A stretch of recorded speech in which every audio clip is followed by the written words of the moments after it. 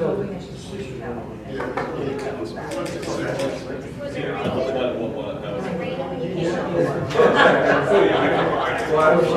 I do too. She's taking the train. I think she's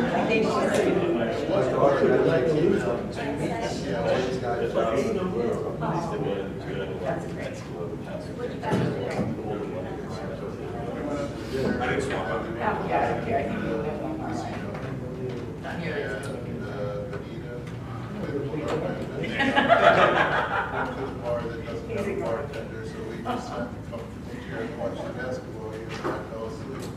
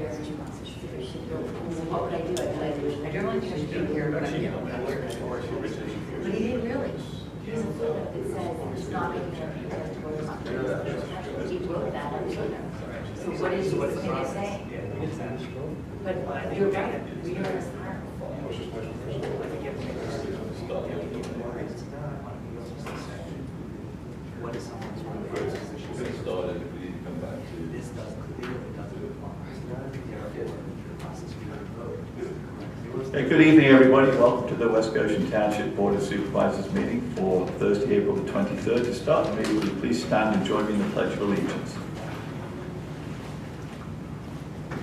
I pledge allegiance to the flag of the United States of America and to the republic for which it stands, one nation, under God, indivisible, with liberty and justice for all. Thank you. Please be aware this meeting is being live streamed on YouTube, and it may also be audio or video recorded by people present in the room. Our first item of business is the opportunity for public comment. Is there anyone here who wishes to make a public comment? Margie.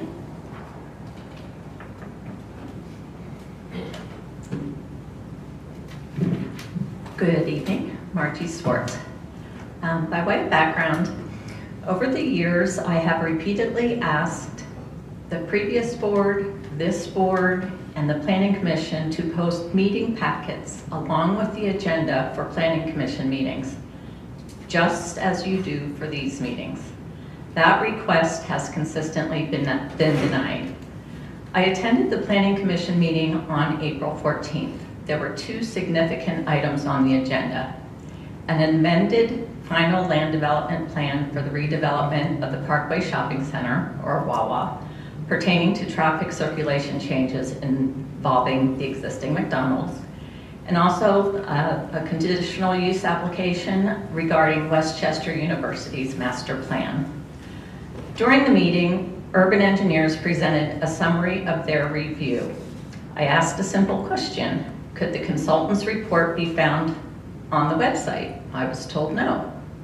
I then asked if it could be made available on the website. Again, the answer was no, with the suggestion that I file a right to know request. There was no indication the report would otherwise be released. The next day, I had pivoted on that story idea for my Sunshine Report, which is a weekly column I submit to a local newsletter, Hello Westchester. Given the level of interest in the proposed Wawa project, I wanted to review the plans that were presented the night before. So I came to the township meeting where plans like these are supposed to be available for review. The plans were not there, at least not the amended plans. Long story short, I was again told I would need to file a right to know request just to see materials that had already been presented publicly. Having to file a right to know request for every little thing just should not be the standard. Government should not be this difficult to navigate, especially when it comes to documents already discussed in a public meeting. At times, my efforts towards transparency are framed as unreasonable. Seeking validation and an unbiased opinion, I entered into a Google search these words: should municipal planning commissions share agenda materials in advance of meetings? The answer, yes. Went on to say, sharing plans, reports, and proposals ahead of time allows residents to be informed and to participate meaningfully. It's just simply good governance. So here I am, once again, asking for something simple. Please post the Planning Commission agenda packets online in advance of meetings, just as you already do for these meetings. Transparency shouldn't always require a right to know request, and it definitely shouldn't require persistence like mine. Thank you. Thank you, Margie. Does any board member have any comment on Margie's suggestion?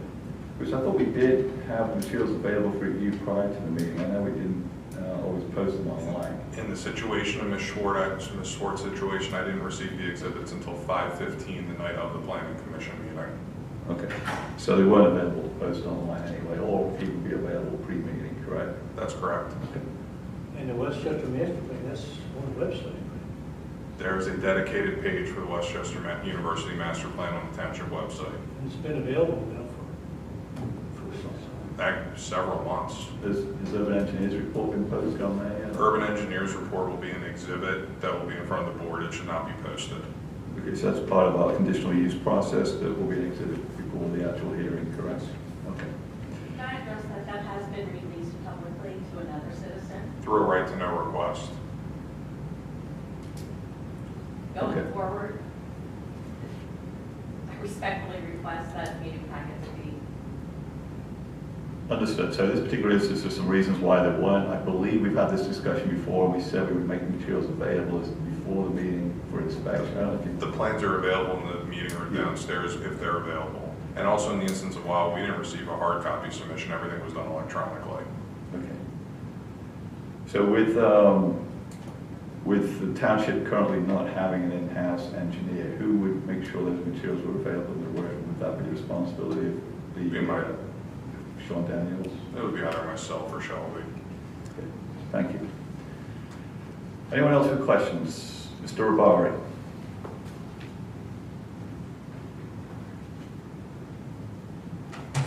Mr. Rabari, as you know, you have 2 minutes.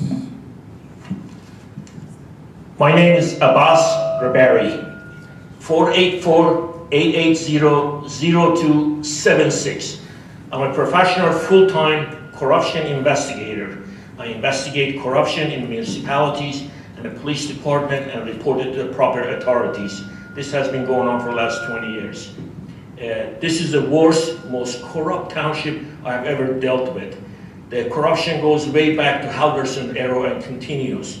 Hiding stuff, not disclosing it, firing people, and also you have David Maurer, Sergeant Detective David Maurer of West Goshen Police, stealing drugs and giving it to the hookers for sexual favors.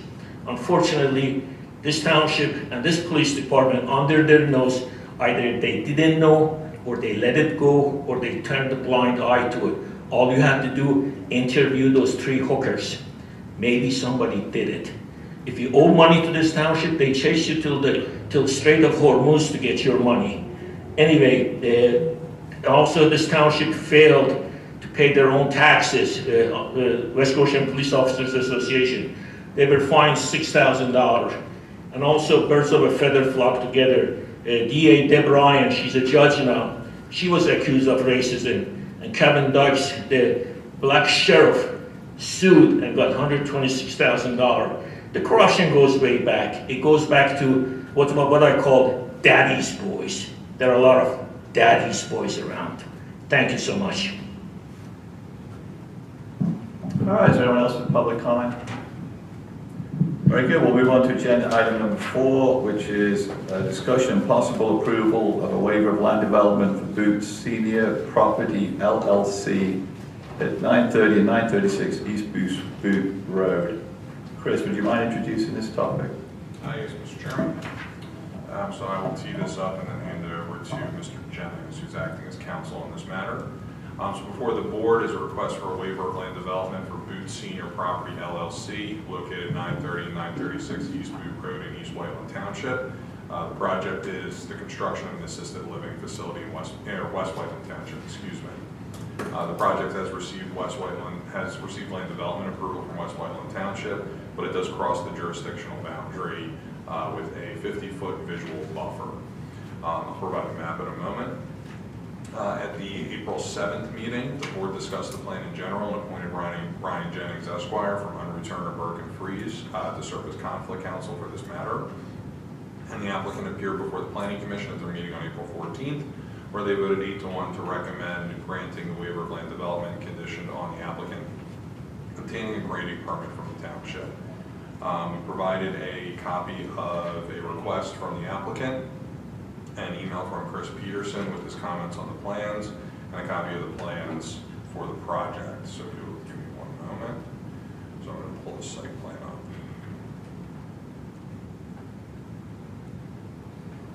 This is the site plan for the project. The green line represents the jurisdictional boundary between West Goshen Township and West Whiteland Township, West Whiteland to the north, West Goshen to the south, and the red box area is the 50-foot visual buffer that is in our jurisdiction. As the board can see, there is no street frontage, no driveway access, and no construction proposed within our jurisdiction. Riley Notzel, their attorney, is here this evening, as well as the applicant, Steve, is it Schmidt? Yes. Yes, Steve Schmidt.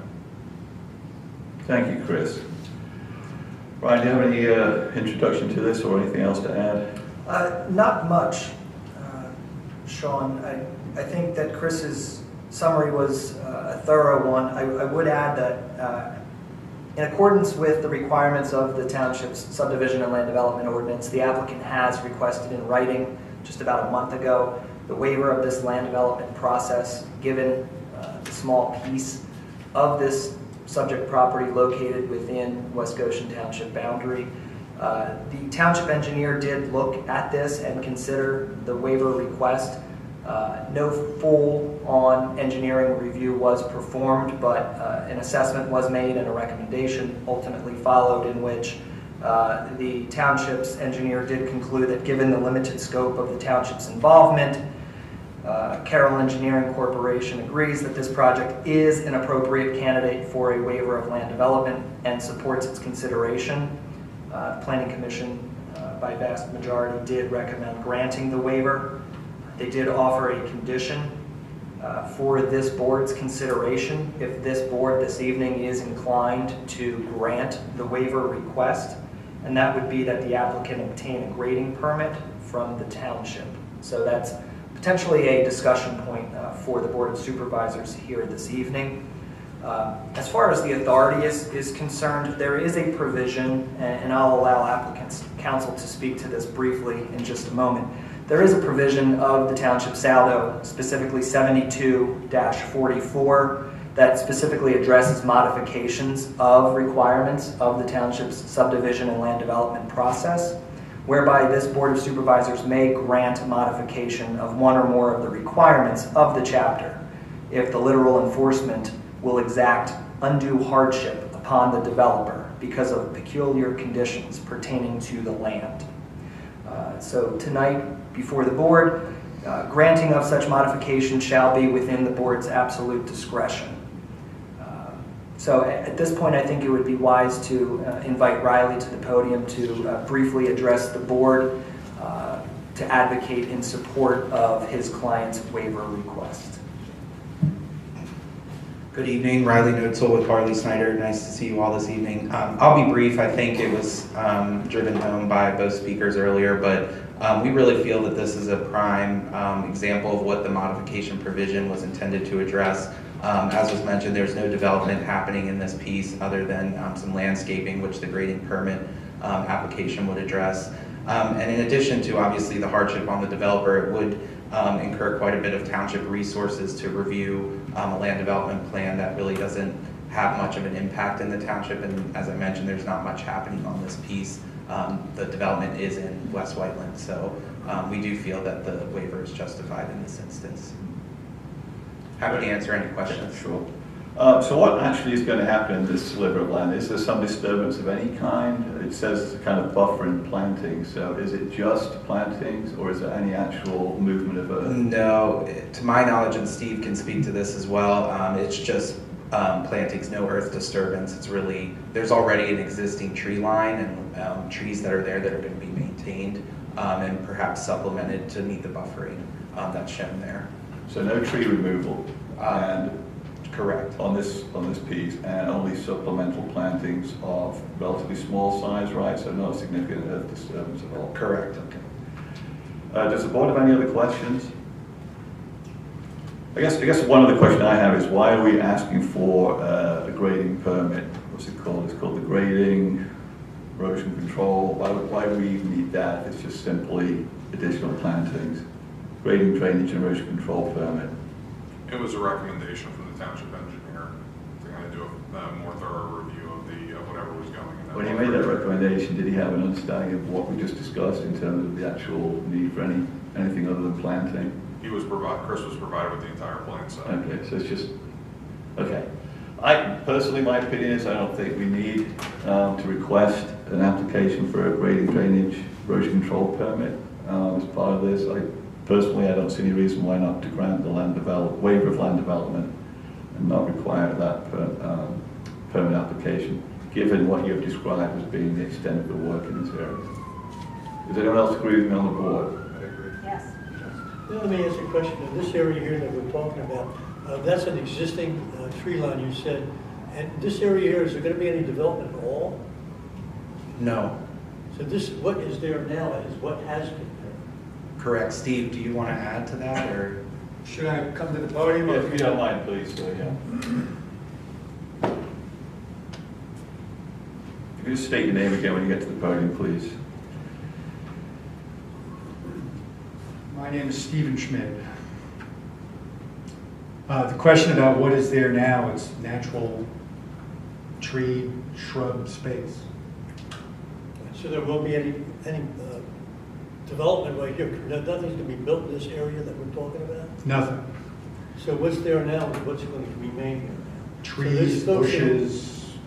So these folks who live here in the village of Shannon are not going to see anything different out of their backwoods except for what's there now, basically. Correct. It is not our intention to touch it unless we need to supplement it with additional plantings. Okay, and what would trigger that? The landscape plan from West Whiteland Township. And this development, Roger, has been approved already by West Whiteman Township? Yes, sir. Okay, all right, thank you. Very good. So I am going to make a motion to waive land development for this project and also not require grading, drainage, and erosion control permits. The only fee payable to West Goshen Township would be the waiver of land development fee. Is there a second? Second. Thank you, Nate. Is there any public comment or question on the motion? Okay, I'll take a vote. All in favor say aye. Aye. Is there any opposition? Hearing none, the motion passes 4-0. Thank you. Thank you for your time. So just by way of memorialization of that action, this will be captured in the Board of Supervisors meeting minutes. A draft resolution was provided by the applicant with the written request. However, that's not necessary, nor is that customary practice, I'm advised by Chris, for this township. So I believe that all Chris will do tomorrow would be to, in writing, provide a letter to the applicant indicating the board's action this evening. Okay, thank you. Thank you, Ryan. Appreciate your time this evening. Thank you. Thank you, gentlemen. Okay, we're going to move on to agenda item number 5, which is continued discussion and possible approval of proposals for storm sewer lining in the Canterbury and Fresh Meadows developments. Chris, please introduce it. Switch up the game cards real quick.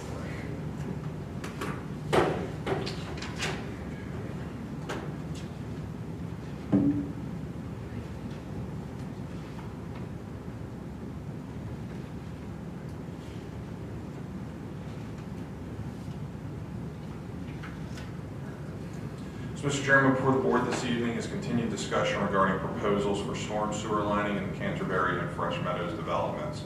The board previously reviewed proposals from Snyder Environmental Services at the April 7th meeting. Due to the cost, the board directed township staff to obtain an additional proposal for consideration. The township's public works director, Mark Bertolami, contacted Mr. Rehab LLC for an additional proposal as they have performed similar work for the West Goshen Sewer Authority. All proposals are provided through the CoStar's Cooperative Purchasing Program. So the price information is as follows. So for Snyder Environmental Services, Inc., Fresh Meadows was, including the contingency items, $107,586. Canterbury, $483,826 for a total of $591,412. Mr. Rehab was for Fresh Meadows, $98,498, and Canterbury, $390,145, for a total of $488,643. Mr. Bertolami did review both of the proposals, and he provided information for the board's consideration, including warranty information on the material. I will note that the proposals use different types of technology to complete the project. And I also had Chris Peterson from Carroll Engineering provide a review and opinion on the different product types, and that was provided to the board. Thank you, Chris. Questions from the board? I guess I'm assuming if we go with the thermoform PVC liner, when the outer pipe deteriorates, which it will, I'm assuming the other pipe will hold up and net corrosion or water direct contact with the soil. That's correct. So essentially, my understanding is the lining product through Snyder Environmental will essentially act as like a secondary pipe. So as the CMP deteriorates, which as you said it will, there will essentially be a PVC pipe that's in the ground. With the Mr. Rehab product, it needs the structural integrity of the outer pipe in order to support it. So once that deteriorates, there's nothing there to really support it. So basically what we're looking at then, if we put in the CIPP liner, we may be revisiting this in a couple of years again, because it's not designed to be able to handle a ruptured pipe. Is that my understanding right? That's my understanding as well. I mean, it has the capability to do it. I think the question really is in a more difficult situation where the surrounding pipe has completely corroded away. You're relying on a pipe with the CIPP that doesn't have the weight-bearing capability of the PVC thermoform pipe. So if it's lying under a road or anywhere where there's a heavy vehicle or whatever else, you risk there is the possibility of a line collapse. So definitely PVC is a stronger material in terms of the integrity of the pipe that is formed with it. I think the other issue is that the stronger material also has a 10-year warranty versus the 1-year warranty for the weaker material. I just want to check that with Chris, because the 10-year warranty is the material warranty. That's correct. Does Schneider have a warranty for their installation work? I'm not aware, Mark was gonna check on that, but the proposal does talk about the 10-year warranty on the material. Yeah. And the CIPP is a 1 year, it's not clear whether it's material and installation or... It wasn't clear to us either. Wasn't clear, okay. Other questions from the board? Well, in the opinion of facilities, then, do they feel that this piping here has deteriorated to the point that it would require the PVC lining? The Public Works recommendation is to utilize Snyder. Well, the engineer also suggested that was a preferred recommendation, all things considered. Okay, anything else from the board? Chris, one thing I noticed is that Snyder offered to waive one of the mobilization costs if the award is for both projects. That's correct. They would only charge us for one mobilization fee. Presumably the larger cost for the Canterbury. We haven't had that discussion, but that would be my assumption. All right. Now, as far as quality control and completion of the project, how will that be handled? We would use Carroll Engineering to inspect it. We'd also have Public Works staff on site as well. We'll do like a scanner or something like that, some kind of robotic camera? Yep. And I included in the cost for, because they outlined them as contingent items, I included those costs to get a full picture kind of in what it could potentially be. I forget whether, I know I asked Mark this question, but I forget the answer. Is the Canterbury project scope the full amount in that neighborhood, or is there going to be a second phase to it? Do you remember? I don't recall. Does anyone else on the board recall that? No? Okay. All right, so is a board member willing to make a motion to approve one of these proposals? I'll make that motion For which one, Nate? to approve Snyder In the full amount? in the full amount. Okay. Is there a second? I'll second that. Okay, thank you. Is there any public comment or questions? Margie? Hi, just a quick question. I was unable to find fresh meadows in our 16 areas that were studied. Yeah. Is that correct? What about Canterbury? So those were not part of that regional study, because the regional study focused on areas that don't have existing stormwater infrastructure. This was part of the corrugated metal pipe analysis that was completed by the Army Corps of Engineers. That's fine. I just kind of wanted to make a point that sometimes maybe what's most important isn't always in that regional stormwater study. So there's obviously areas of the township that need attention before some of the other areas. Well, I Just think, wanted to make that Yeah, point. so, I don't want to have a back and forth, but I think Mr. Walsh a number of years ago put it probably the best. in yeah, terms of so let me stormwater repeat that again. So there's really 4 areas of stormwater issues in this township that we're trying to address. So some of these long-standing major issues we have, like the Montgomery Avenue flooding, our process there has been to seek state grants because of the expense of some of these bigger projects, and as you know, we've been successful with that one. So these are the larger projects where you have streams under culverts, etc. So that's one big bucket of expense. The other is the existing infrastructure like CMP that is in townships that is deteriorating, corroding away, and creates sinkholes and other problems with roads and backyards or whatever else. So we have to maintain and get on top of the whole things like dig and replace or line, as this particular proposal is about. And there was a study done, I think by HRG, that finished up the Army Corps work, which was not the best piece of work ever done by the Army Corps of Engineers. And so we have a good feel, though, for about 20 to 25% of the CMP that is installed needs addressing. So we've been tackling it with the worst developments to start with, which was Fresh Meadows and Canterbury. And then we have these other areas of the township that have little to no stormwater infrastructure, which was what the whole point of the feasibility analysis was by Carroll. Those are the 16 areas of the township. And then there was one other bucket, which I forgot about. Our PRP projects. Our PRP projects. So these are the projects where we're trying to reduce pollution in our streams and waterways within the township. Thank you, Chris. All right, so we have a motion. Is there anyone else with a comment or question? All right, then we'll take a vote. All in favor say aye. Aye. Aye. Is there any opposition? Hearing none, the motion passes 4-0. Okay, agenda item number 6 is discussion and possible ratification of a multi-municipal contract for tree maintenance work. Well, I will introduce this one. So before the board this evening is ratification of a multi-municipal contract for tree maintenance work.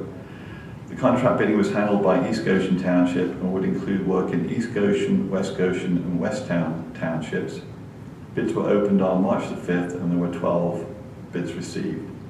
The low bidder was Harlan Tree Services, LLC. The East Goshen Township Board of Supervisors awarded the contract on March the 17th. Please be advised that East Goshen Township has provided our Public Works Director, Mark Budalami, with all the appropriate documentation for the township records, for example, bonds, insurance, certificates, and contract documents. Board questions or comments on this proposal? I have a couple of questions. So this is a one-year contract, from what I understand, with the option to renew 2 more years. Will each township renew individually, or again, will this be a joint renewal? It would be a joint renewal because the contract's technically in East Goshen's name and we just piggyback on it, kind of like how the salt contract is handled by Westtown and the line painting contract is handled by us. So right now, at this point, we're not paying for anything, we just got the rates, is that correct? That's correct. The contract bids out the hourly rates, and when we need work, this was who we would consult. Well, this is who we would utilize. Have we used Harlan before? I'm not aware of us using Harlan before. The previous contract was with Travis Warner Tree Services, who was one of the bidders on here. So was that again a process run by East Goshen, and when was that last run? So I don't remember this before. I don't recall. Okay. Now, would this Harlan, would they be utilized in emergency situations where, for example, we had a tree removed on Sylvan Road a couple of years ago? Would they be the ones to be hired to do that work? Yes. So going forward, they would be the ones to handle that kind of emergency, quote-unquote, tree removal? Yes. Other questions from the board? Well, I just continue on. What is the scope of the work? They talk about specific trees. Is there a list, or is there a schedule, or is this at the discretion and at the direction of the Public Works Fund? It would be at the discretion, at the direction of the Public Works Department. Okay, so at this point, we haven't had an agreement like this up to this time? It's my understanding that they've done this in the past, so I don't know how that occurred. But it's a multi-municipal agreement that we've sort of partnered with them on. So they would be our exclusive contractor for this type of work, tree removal? Yes. Okay, so nothing would stop any of our own Public Works folks from removing a tree if need be? Oh, no. And if we have the capabilities of doing it, we'll do it in-house. Right. But this would be for like major projects. Okay. All right, very good, that's all I have. How often do we utilize a service like this? Do you know? It depends on the situation. Okay. So major storm, that kind of thing that needs tree Well, removal? major storm activity, if a storm comes down the road, we'll do a lot of that in-house. Yeah, okay. This would be more for if like a crane has to be brought in to remove like a large tree, like in the public right of way that's going to pose a risk or something like that, or something in a park maybe. Very good. Any other questions from the board? Okay, I will make a motion to ratify the multiple municipal contract for tree maintenance work with Harlan. I'll second. Thank you. Any public comments or questions? Very good. We'll take a vote. All in favor say aye. Aye. Is there any opposition? Hearing none, the motion passes 4-0. Agenda item number 7, discussion and possible approval of a proposal from Carroll Engineering for the preparation and submission of a community development block grant application to Chester County for stormwater infrastructure improvements in the Chatwood development in West Goshen Township. Chris? Mr. Chairman, before the board this evening is a proposal from Carroll Engineering Corporation for the preparation and submission of a community development block grant application to the Chester County Department of Community Development. For some background information, in 2023, Carroll Engineering prepared a regional stormwater feasibility study that analyzed 16 areas of the township with no or inadequate stormwater infrastructure. Since its review, the township has been working to address items in the plan with grant funding being sought for the most significant improvements. The areas were ranked based on the need and complaints received, and the area discussed this evening ranked second out of those 16 areas. We have representatives from the township and Carroll Engineering hold a meeting with a resident regarding stormwater concerns. I provided a summary of that discussion. While there are certain short-term items that can address the concern, the long-term solution is to implement the recommendations outlined in the study. I provided information from the study, and utilizing the community development block grant funding may be a viable source in this location. This funding is only available to specific census blocks, which in West Goshen Township are south of Goshen Road and west of 202, and this area is within an eligible block. I provided a map from the Chester County Department of Community Development showing the eligible areas. Applications are due May 26, 2026. There was a workshop on April 21st with the Department of Community Development that was attended by representatives from the township. I'll note that this program has no match requirement. There's about, I believe there's about $4.8 million total available, and in speaking with community development, the typical award is between $300,000 and $700,000. And award announcements would probably be in the fall. I'm sorry, Chris, could you repeat? I mean, if you look at the previous estimated cost for this, it was over $2 million. That's correct. So are we submitting a grant application for the full project, or are we submitting it for a part of that project? I would submit for the full project with the expectation that it's going to be, any award would be lower. And are we committed to doing the full project when we get an award, or could we tailor the work to? That's a good question. I don't know the answer to that question, unfortunately. I mean, I'd like to know if we're going to get $300 to $700, are we committed to spending the other $1.5 million, or is it discretionary what we have to fund? I mean, you could, the funding, if awarded funding, we wouldn't be able to draw on anything until the fall of 2027. So what we could do is see what we get and then try and bundle it with other funding sources. That is always a possibility. Yeah, but I just need to know whether we're committed to the full project, or if we're awarded a grant. Now, are there any other grant opportunities that may be available to the township for this project? For example, in the feasibility study itself, Carroll recommends Pennsylvania Small Water and Sewer Grant by CCTCD. And that's probably another opportunity that may be available. Any others that we could possibly apply for? Oh, that absolutely could be a possibility. Same thing with the local share account program. I don't believe either of those programs have opened up yet for applications. This is one that's open and available in this specific area. Understood. But given the timeline here, there's nothing stopping us from applying for these other grants to help offset the cost of this project. That's correct. That's kind of what I was kind of saying, trying to bundle, like we do with Community Park, try and bundle other funding sources together. And would Carroll also make applications for these other grants?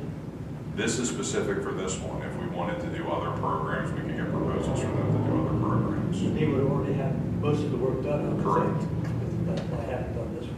Correct. That's definitely something I think we need to pursue.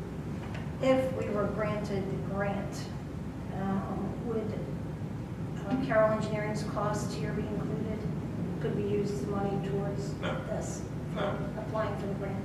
No, this is money that we would have to pay for. Okay.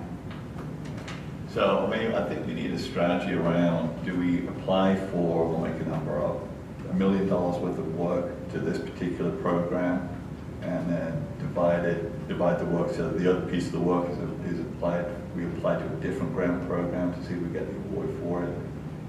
I just want to make sure we know if we apply for the full project on this grant, we get awarded $300,000, we then have to spend $2 million, and we don't get other awards.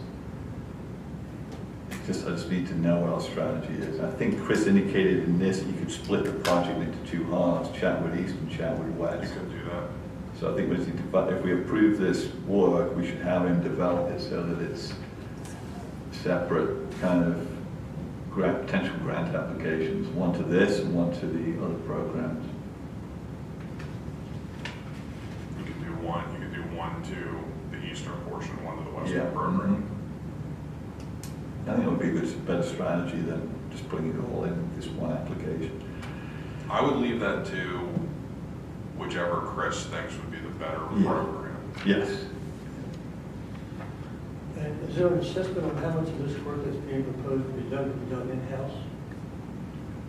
Well, the only thing that I'm aware of that can be done in-house would be obviously like the back truck work, the street sweeping work, things of that nature. I don't know about any of the actual installation being done in-house. Because I think this is much, This is the this is installation more of extensive. stormwater Yeah, piping. this is Drains essentially on roads. It's pretty substantial work. this is essentially creating a storm sewer system. I don't know that you want to do it in-house either, because, Oh, it's too, we cannot handle that in the house. unless you want a third party, if there's anything that goes wrong. This is a comprehensive dig up a road, laying 28-inch, 30-odd-inch pipe, connect it with new inlets. It's substantial work. I feel much, when Mark approached me about, in 2024, about doing Fresh Meadows in-house, I felt incredibly comfortable about having our crew do that work instead of outsourcing it.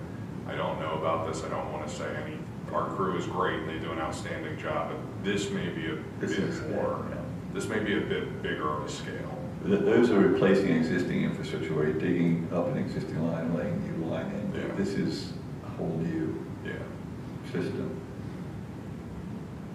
Okay. Other questions or comments? Well, looking at this situation we have here, there's the short-term goals and long-term goals.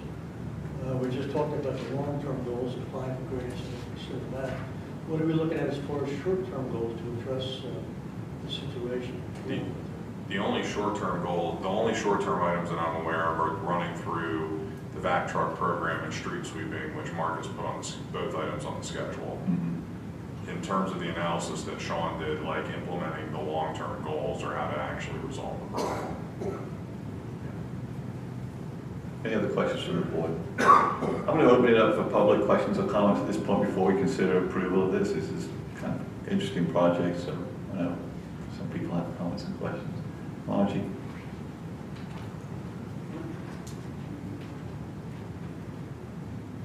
Thank you. I sincerely appreciate you asking for comments before motions.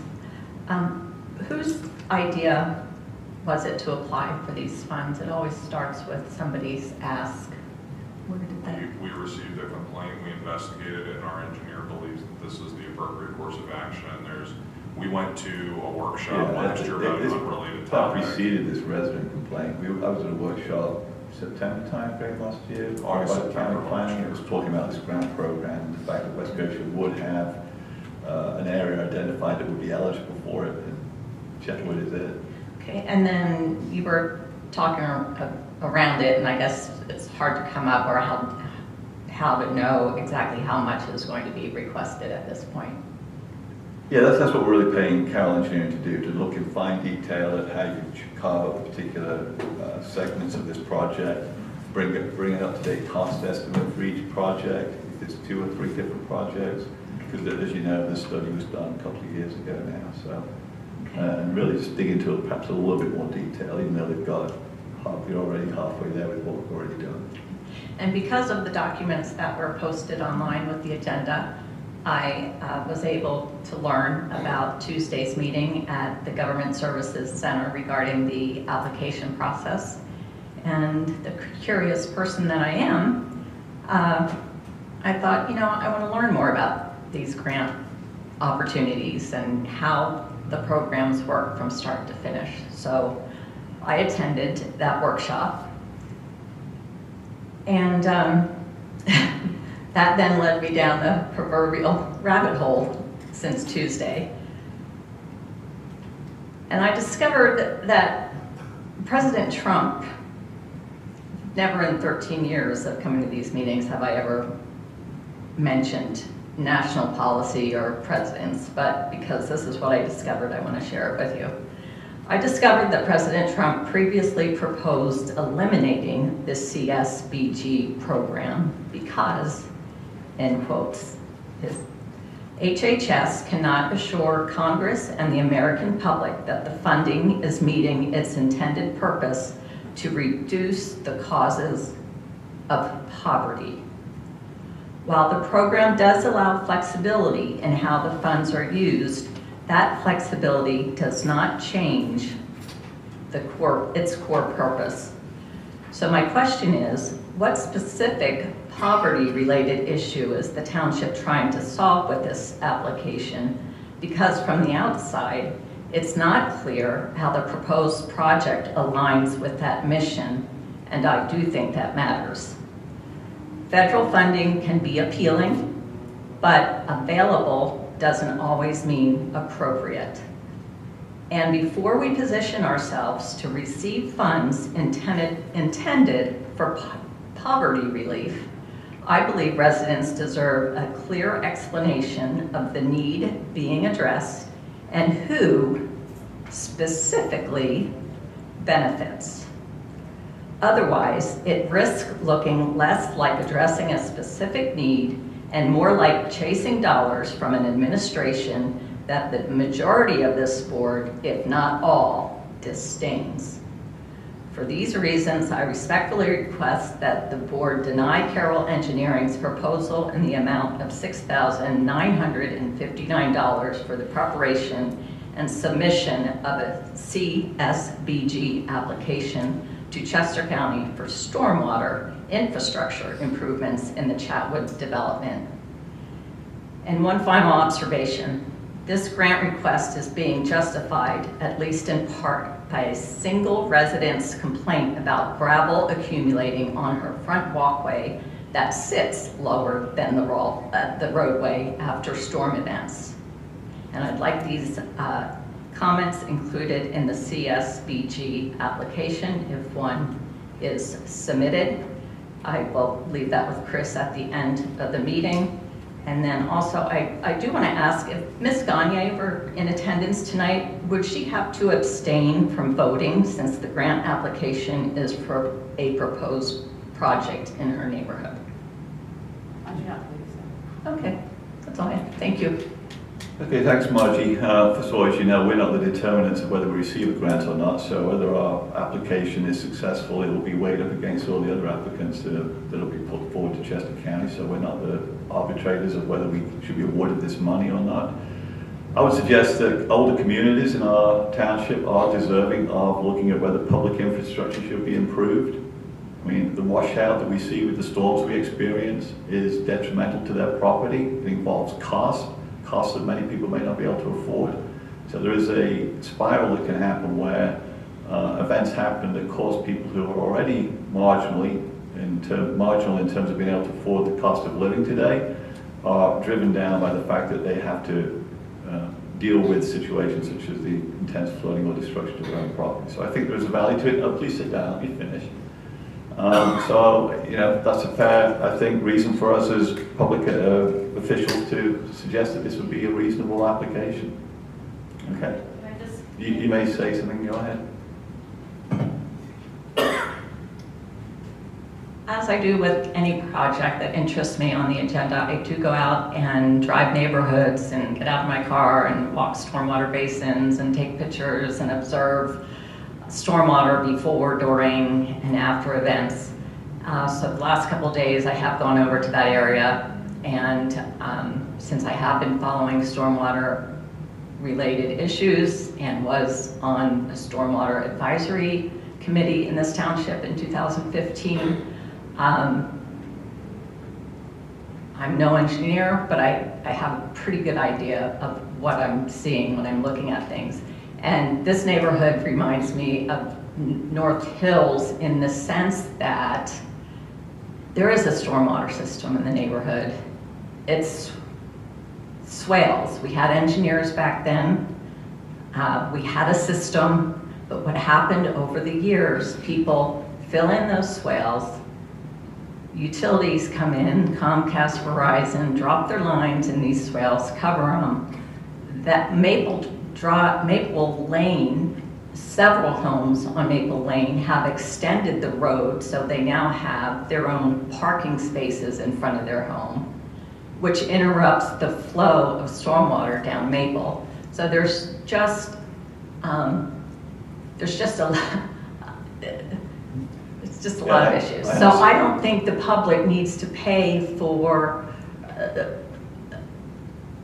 corrections that the homeowners over the years have changed the flow of stormwater. So, Can I ask you a question? Sure. So you feel that from what you're saying that the project that just recently completed in North Hill should not have been done? no, because I don't think, you didn't lay new stormwater, you laid new culverts across the street, but you didn't go in and reestablish the swales and put stormwater pipe where swales We did. We did. along, Yeah. you did? Yeah. And in answer to your question, who benefits from this, the residents of the township are the people who benefit from it. And you would deny them this? I don't understand where you're coming from. Yeah, it's like you disagree with the whole idea of the feasibility study, but we'll park that because you also said that this is all because one resident complained. That is not true. We've had multiple residents complain over the years, and the more these huge storms are hitting us, the worse the end of Maple Lane gets in terms of all these things that perhaps would have mitigated it, but really don't, because the surface swale is not adequate to handle the kind of water volumes that we get. So a below ground piping system to a retention basin is the approved kind of design we would have today for this neighborhood should it be built. And that's the intention, is to apply for grants over several years and see if we can chip away at these problems in our older neighborhoods. Okay, no more debate. Finish your No, I question. have a very valid concern and question. Would you have the township consulting engineer look at I think it's 813/815 West Town Road, big industrial complex, 2 buildings. They had a stormwater basin at the back of their property up through 2008. Sometime after 2008, they moved the stormwater basin so they could extend their parking lot. I went out and looked at the basin. Okay, what has this got to do with this particular application? Because that basin is not on the plans, and when they moved the basin, it shifted the stormwater drainage area from one stormwater drainage area to another. I don't know if that stormwater basin could be implemented in some way into these plans, but I think it's worth taking a look at. Okay, very good. Thank you. I'll ask our engineer to look at that.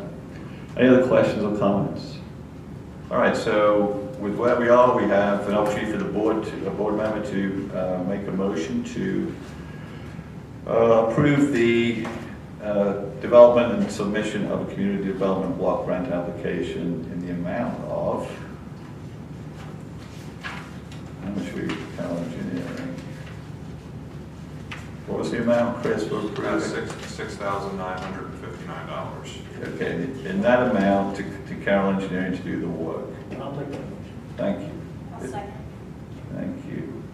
Any public comment or questions on the motion? Okay, I'll take a vote. All in favor say aye. Aye. Is there any opposition? Hearing none, the motion passes 4-0.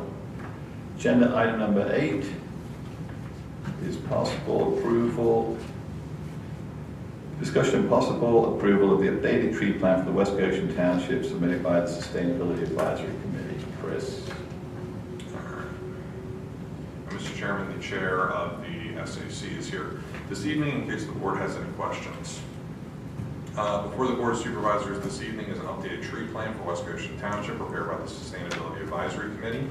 Pursuant to section 74A-3 of the Township's Code of Ordinances, the SAC is charged with preparing and submitting a tree plan to the township.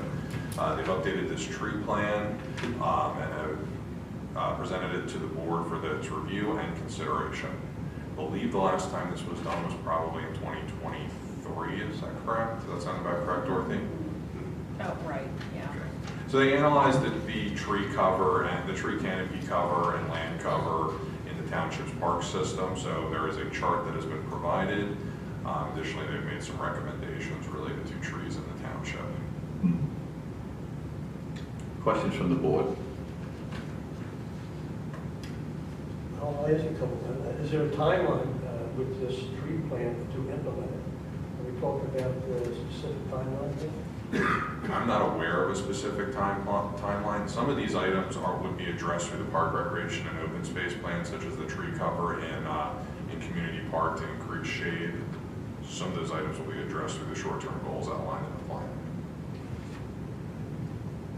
I mean, it does specifically say some activities in 2026 which are listed, so species assessment, some street trees, information, etc. And I know they've gone through and done they did the tree planting project at Hamlin Crest Park through those 3 phases of that work.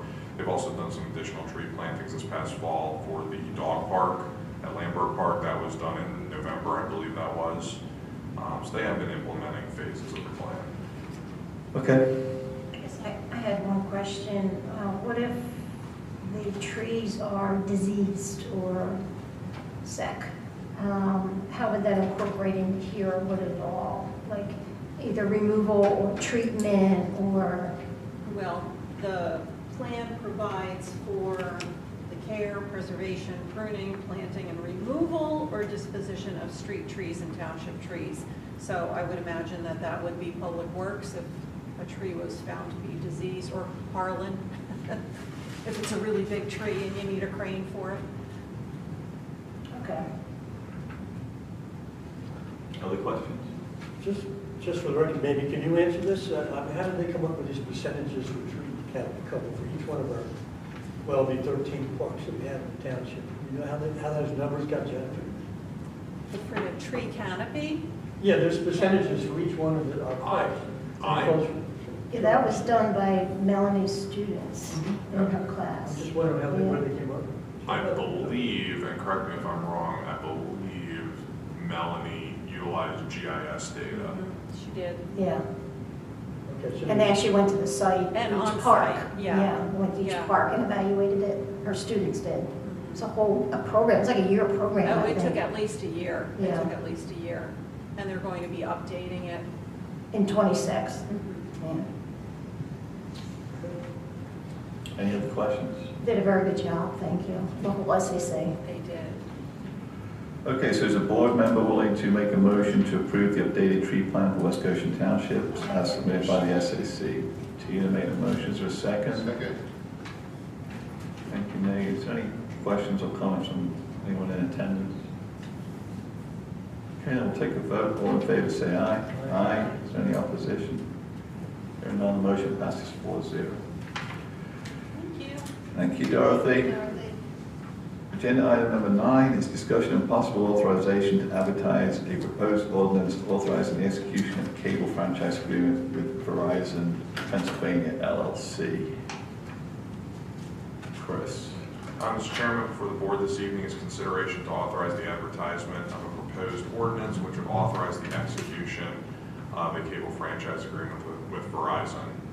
This agreement allows for entities such as Verizon to locate its facilities in the township's road rights-of-way in order to provide cable service to the community while in turn paying a fee to the township. For some background information, on January 2nd, 2020, at the January 2nd, 2024 organizational meeting, the board approved the proposal from the Cohen Law Group to handle negotiations on a new franchise agreement with Verizon on behalf of municipalities in Chester County. There are plus or minus 25 municipalities participating in this process. The Cohen Law Group has provided the franchise agreement with Verizon for the board's review, as well as a draft ordinance to authorize the execution of the proposed franchise agreement. We would have to change some of the formatting on the proposed ordinance just to fit our normal formatting, but I don't think any of the language would Yeah, no, actually I did it already. Just try to be consistent with how you format your ordinances. Okay, so tonight we're looking to, if the board is willing to authorize this for advertisement, right? Correct. Under the second-class township code, franchise agreements are approved by ordinance. Okay. Does anyone on the board have any questions about the work that was done by the Cohen Law Group? They did provide an executive summary highlighting the key issues within the negotiation that they had with Verizon. I'll ask you an informational question. Now, was ever there an audit done on Verizon's franchise fees paid to the township to be sure that they are actually paying us what they're due to be paying us. Yes, they did do an audit of those, and they are meeting their obligations. And how long ago was that done? You know? That was done in 2024. Who did the audit? The common law group did the audit. Do you know how many other municipalities have already signed off on this?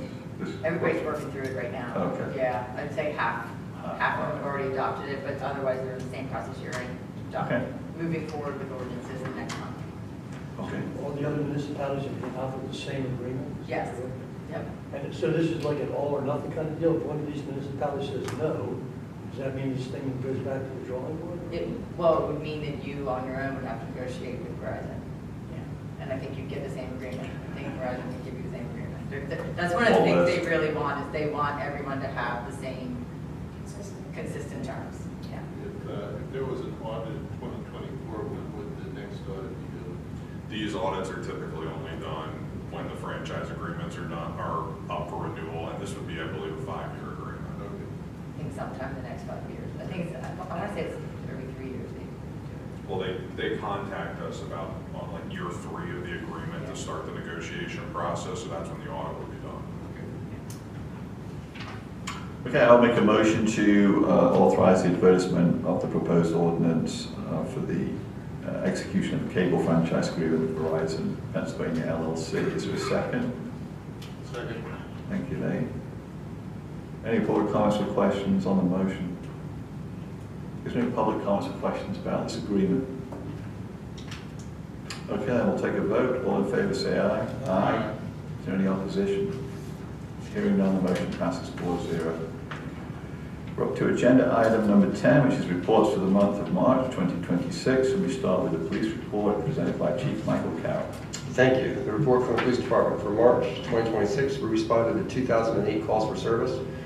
35 of those calls were alarms, none of which were found to be valid alarms. We responded to 90 accidents, 26 of which were reportable accidents, and we drove a total of 14,748 miles. In the packet is the quarterly report for our alarm responses instead of a monthly report which we've done in the past. And you'll see that of the violations, the max we got in the first quarter was 2 people with their 4th violation. We performed a total of 18 assists to other departments for about 17 hours, and we received 15 assists from other departments. Performed extra traffic details on Turner Lane, South New Street, Pennsylvania Avenue, Applegate Drive, Pennsylvania Avenue's on there twice, Taylor's Mill Road, Falcon Lane, and Paley Pike. Along with our normal monthly trainings, Detective May attended a conducting child abuse investigations class. Sergeant Holman attended crisis intervention youth training. Officers Barrett, Cannon, De Leon, and Lieutenant Grandizio attended field force training. Detective Edwards attended an FBI leadership class. Myself and Captain Domidio attended the Paloraz conference along with Township Manager Chris Bayshore. And Officer Hoover attended an active shooter training. We also participated in our Community Relations Division participated in a mock crash at East High School last week on the 15th, and I'm told it was a very successful event. We have a coffee with a cop coming up on May 9th at Target. Skaterama is this Saturday, and the sessions are 11 a.m. and 1 p.m. And we have 3 sessions of the gumshoe planned for July 6th, July 13th, and August 3rd. So that's the report from the police department. I'm happy to answer any of your questions. Does anyone on the board have any questions for the chief? Yeah, I have a question. Chief, have you been in touch with the chief of Westchester Borough about when the next community meeting will be? I've given up, and actually that's something I want to discuss with you tomorrow, but we can discuss it right now. I've secured this room for May, I have to look at the date in my phone. I think it's the 25th. It's on our calendar as well. Yeah. 25th is Memorial Day. It's not, it's the 27th, Wednesday night at 6 p.m. And we're going to go ahead with our old style community meetings and discuss community policing at this meeting. In the meantime, trying to get these folks to respond again? Yeah, we'll see. Okay. Any idea why they're being a little reluctant? I don't know that they're being reluctant or it's just not a priority. I don't know. But it's not, are they ghosting you or are they actually just they're not responding? That's disappointing. Yeah, it's better to say no if you're not interested, right? Okay. Sure. Well, thank you. You're welcome. 6 or 7? 6. Is there anyone in the audience here who has a question of Chief Bargy? I'd just like to thank you and acknowledge your cooperation and assistance with our federal agencies. You're welcome. Thank you. Anyone else? Okay, thank you, Chief. Thank you. All right. We also receive our monthly reports from the Good Fellowship Ambulance Company and Goshen Fire and Westchester Fire Company. That information is in the packet. It's available to the public. Next on the agenda is item number 11, which is the Board of Supervisors announcements. I'm going to start to my left. Mr. Wallman. Okay. March 23rd, I attended via Zoom the America 250 Greater Westchester area meeting. March 25th, I attended the Friends Association breakfast, which highlighted housing for the homeless in our community. We have a facility in West Goshen that can accommodate up to 10 families. And hopefully in the upcoming weeks or meetings, we'll have somebody from that association address us. She did reach out to me today, and I'm playing phone tag, waiting for a call back. March 26th, I attended the Ned Donahue program on his book, Prisoner of Congress, through the Historic Commission, April 19th through the 22nd. I attended the Pennsylvania State Association of Township Supervisors yearly meeting, also known as PSATS. April 22nd, which was yesterday, I attended the Historic Commission, and upcoming events for the Historic Commission is the Beat Bed Run on April 26th at East Goshen Park, and then Thursday, April 30th, the Historic Talk with Jim Christ at the West Goshen Township Building. Finally, the ordinance was approved last night by the Historic Commission, so hopefully that'll be coming across our desks at some point. That's it. Thank you, Nate. Tina. April 9th, we had a panel on scams and fraud. We had Chief Carroll there, who did a very good job, Carol Comida, and Chester County District Attorney Chris was there. It was well done. I think it flowed very nicely. On April 11th, Chamber of Business and Industry had an event. On April 24th, I just want to mention that the Senior Center is having a fundraiser. Attendance is encouraged. It's a 50s theme. Between 5 and 8, they really need money. They're dire right now, or they said they'll be closing by the end of December. So if anybody can attend or give some money to them, it would be appreciated. And also attended PSATs. The other thing I wanted to mention that the RFI is going to be going out soon for bids for the strategic planning for the fire and EMS. We are waiting for input from everybody till April 30th. So that will go out and we'll give them what, a couple weeks to respond, 2 weeks? I think Mandy and I were planning on like 45 days. 45 days, okay. So hopefully we can get that started shortly after that. That's it. Thank you, Tina. John? Yeah, just following from Tina's mention of the RFI, Wednesday, March the 18th, and I met with representatives of the Goshen Fire Department in a continuing discussion with our own fire and EMS providers regarding their staffing, financial resources, and equipment status, along with their projection of these areas in the future, with the idea being to develop this request for information as we're going out shortly. And along with that, Friday, March the 20th, we met with Good Fellowship Ambulance Company to pursue the same questions and information from them. Then on Thursday, March the 26th, met with Westchester Fire Department for the same reasons. And we'll anticipate along with Tina and the Fire and EMS Coalition meeting later on that day. And on Wednesday, March the 25th, I attended the breakfast along with Nate with the Friends Association. And as he mentioned, that we heard several testimonials of families who were assisted by the association during temporary periods of homelessness, giving them a chance to get back up on the feet. Great programs that happen in our community. Thursday, April 9th, I attended a listening session that Tina also mentioned, at the Township Building on fraud, presented by Chief Carroll, the Chester County DA, Chris DeBaroni, Jerome, and Senator Schmidt. We had a very informative and lively discussion on current frauds and scams that are going on in the community, ways to protect yourself and your family from getting ripped off. And on Sunday, April 19th through Wednesday, April 22nd, I attended the annual PSATS conference in Hershey, Pennsylvania. I attended and participated in several workshops on topics such as land use and zoning law updates, building a better parks, infrastructure, and capital planning, EMS issues in Pennsylvania, blighted properties, and case study of the Saldo process for townships, among those. And also at the very end, the last general session, there was a great presentation, I thought, by the presenter, First Native Thomas Jefferson. He talked for about an hour or so, didn't he? Yep. It's just good stuff. And I think I learned a lot about history. I wish that they would teach history like that in our schools. It was really exciting and very informative. But good stuff. We actually had him come here to our township a couple of years ago. It was the same gentleman who did that presentation.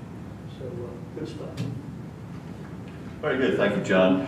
The board met in executive session on March the 20th to review 26 performance objectives with the township manager and the chief of police. The board also met in executive session on March the 23rd to discuss a personnel matter, and also on April the 7th to discuss a different personnel matter. I participated in many of the same events that have been described by my fellow board members.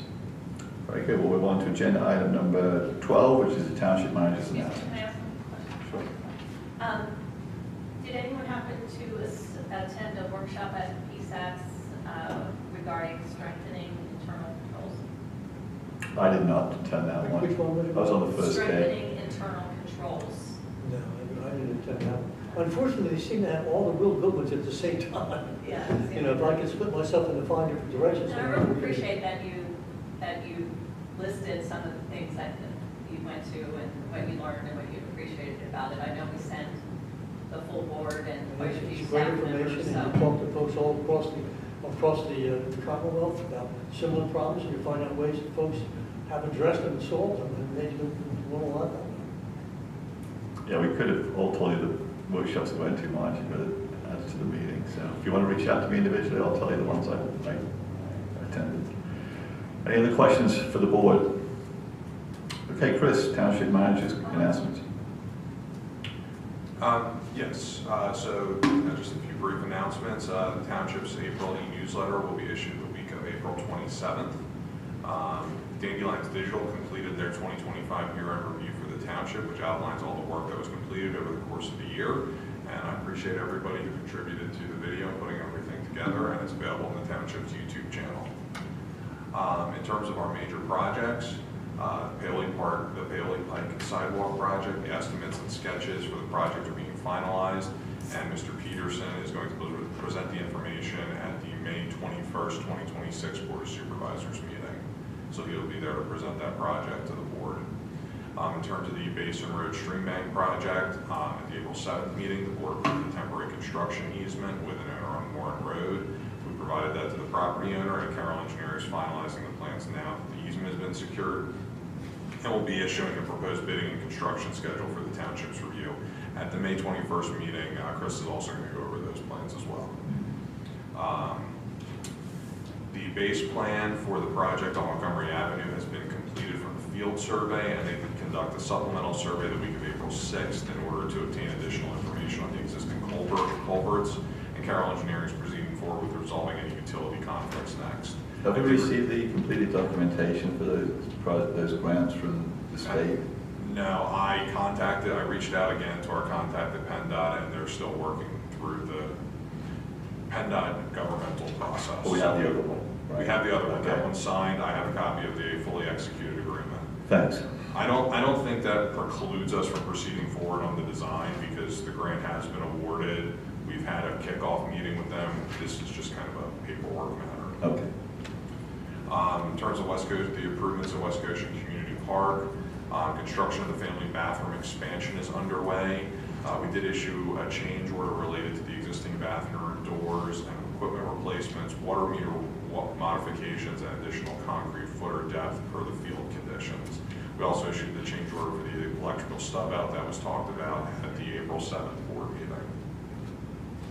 The Park and Recreation Board discussed the splash pad at their meeting on April 15th. They did not make a recommendation because they wanted to speak with an expert first, and Ken is lining up to arrange an attendance for general recreation at either a future or a special meeting of the Park and Recreation Board. And but that is not, as we talked about, that is not holding up Chris Peterson from performing, No. finish moving the project along, okay.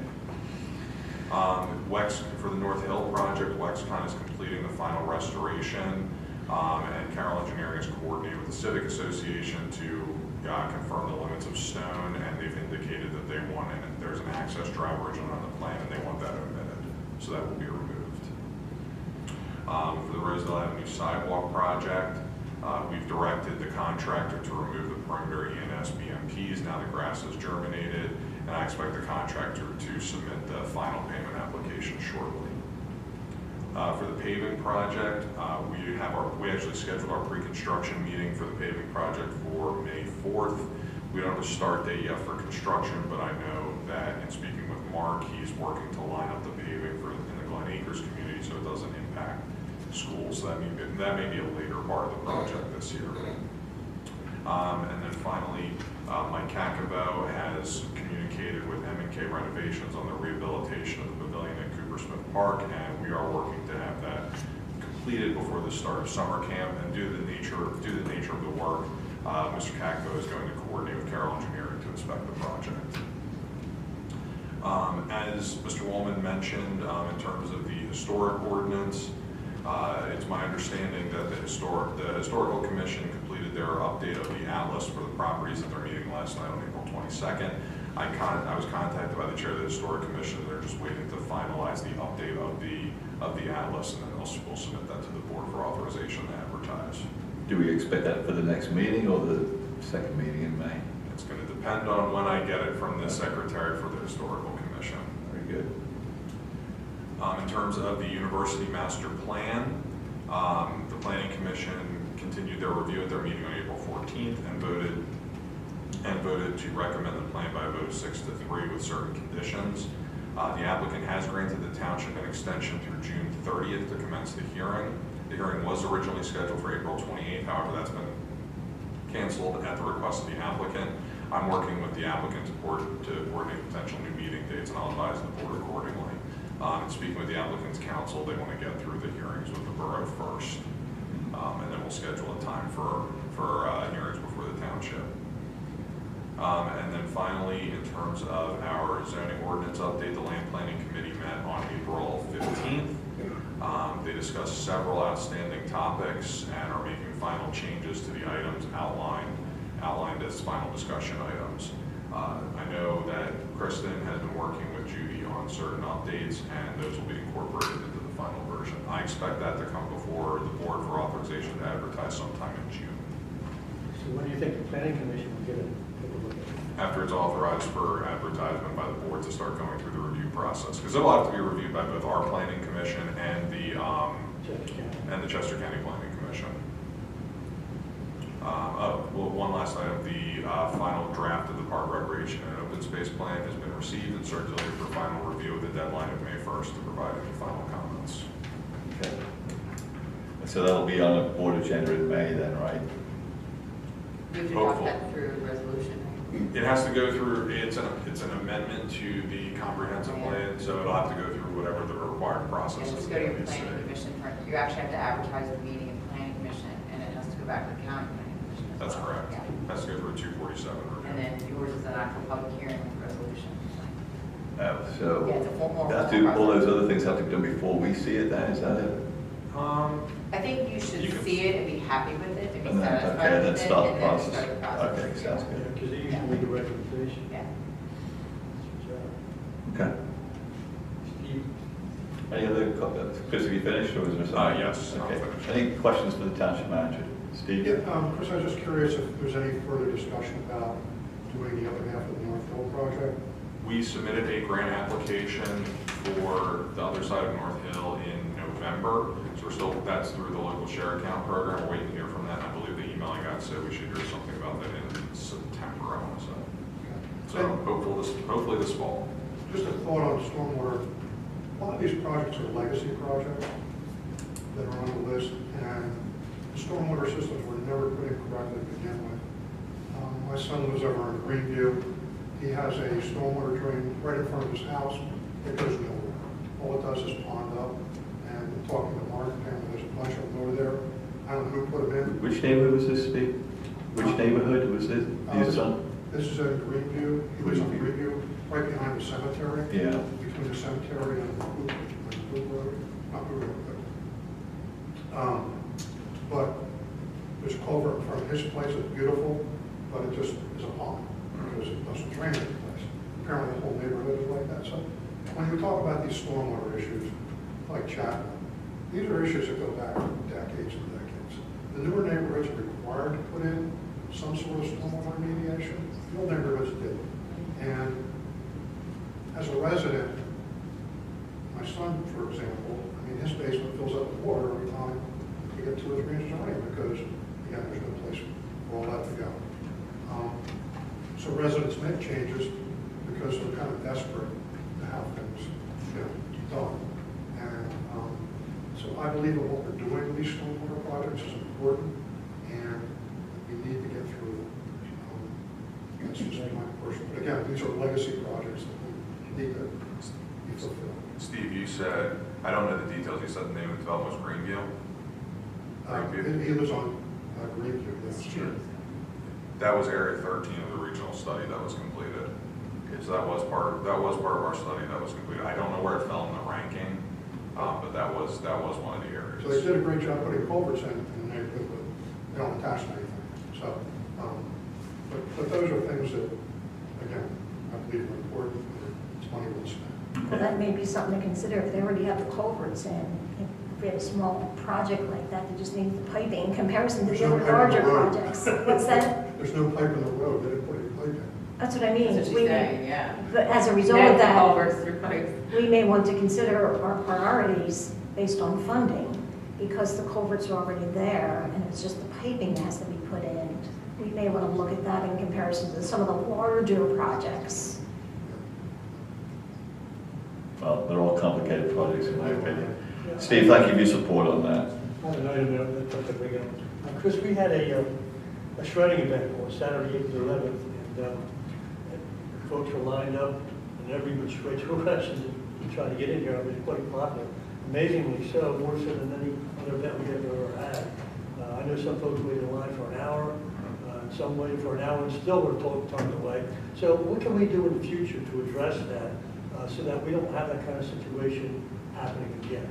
So I've already had discussions with staff members and things that way to address it. The shredding events, e-waste events would be limited to residents only, and I had a conversation today with Dandelions Digital about programs we can implement that would allow people to register and only captured as residents to participate in those events. I can also tell you that event got shared and spread an inordinate number of times. It was like something like 45,000 different impressions.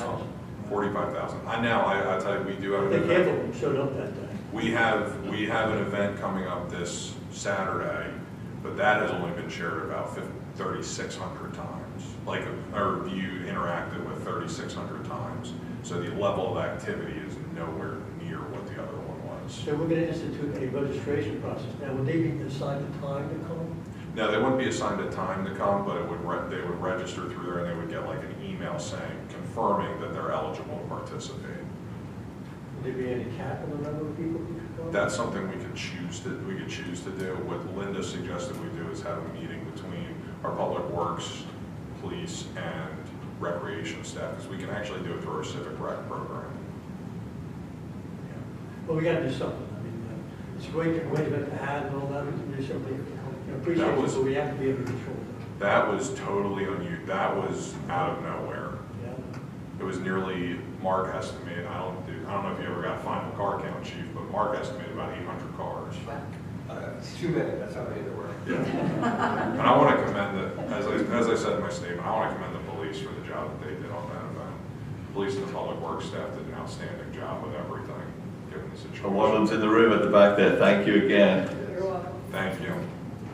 But yes, we're going to implement for the fall shredding and e-waste event residents only. Very good. And that was already announced, I saw it in several places, you already announced that. But not for this one on Saturday. I do not believe that this one on Saturday is going to be anywhere near what it was, considering the activity is less than 20% of what it was for the event on April 11th. And it's also going to rain. No shredding event too, Chris? No, this is a, the event on Saturday is a textiles and like batteries. Goodwill. It's like a Goodwill donation event. We're not, I pulled the data today. Yeah. Margie, you have a question? Was the stormwater ranking determined in a public meeting, or was that a staff? It's in the report. It was done by Mr. Rick Craig had done it as part of the analysis that was done, and I thought it was presented during one of the discussions about the project. Could you add it if it's not already online, just with under the stormwater tab? If I can locate it. Okay. Any other questions? Dorothy? Just a question about the Parks and Rec open space plan. Was Antul's group asked to amend the drawing that existed in the plan that I saw for Fresh Meadows Park where trees were planted on top of the pipeline? Yes, I did ask them to do that. That's actually one of the final items that we're waiting on for the final draft. Okay. Great. Yes, I did ask them to do that. Thank you. Any other questions for Chris? Chris, on to zoning officer's announcements. Do you have any announcements from the zoning officer? Yes, and I will keep these brief. The zoning hearing board is going to meet on Monday, April 27th, to review an application for 894 Justin Lane. The applicant is seeking a special exception from section 8499F3 and 8499F4 of the zoning ordinance to permit a stone stormwater trench to be constructed in the rear yard within a floodplain boundary on the property. They're also going to render decisions on the application for 900 Airport Road, which was the goalie trainer application, and also the application for 1005 Saunders Court, which was the application for Eldridge Inc. So those are all the items that will be before them on Monday night. Any questions for Chris? Margie? We in next year's budget are just use some extra funds this year to buy better signage for zoning applications. I did see that one on Justin Drive the other day.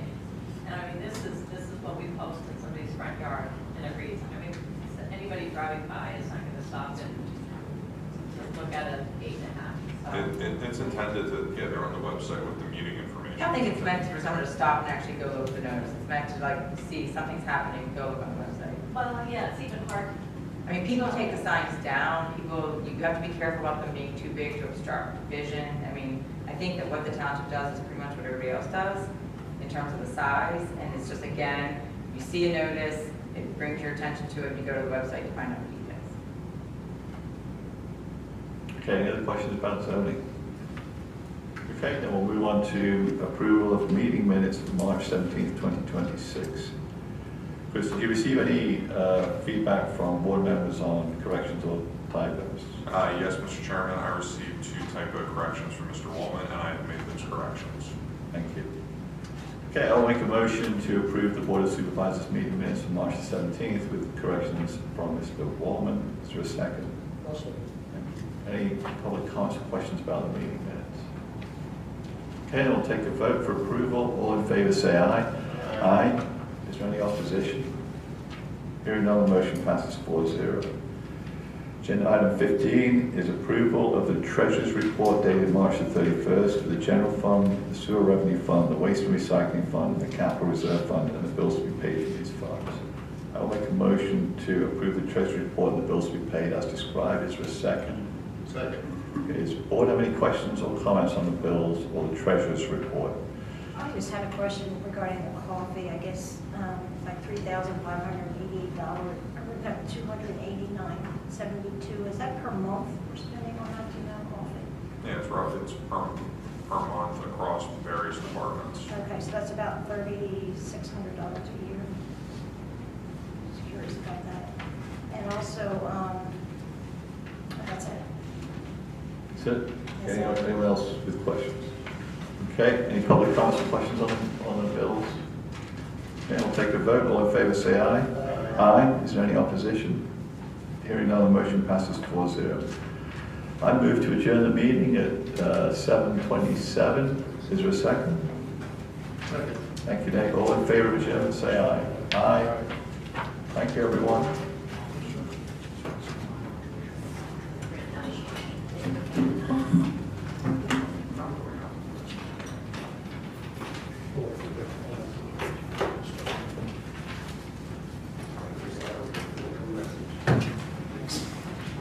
That's all right, you don't have to, I'll just send it to the building.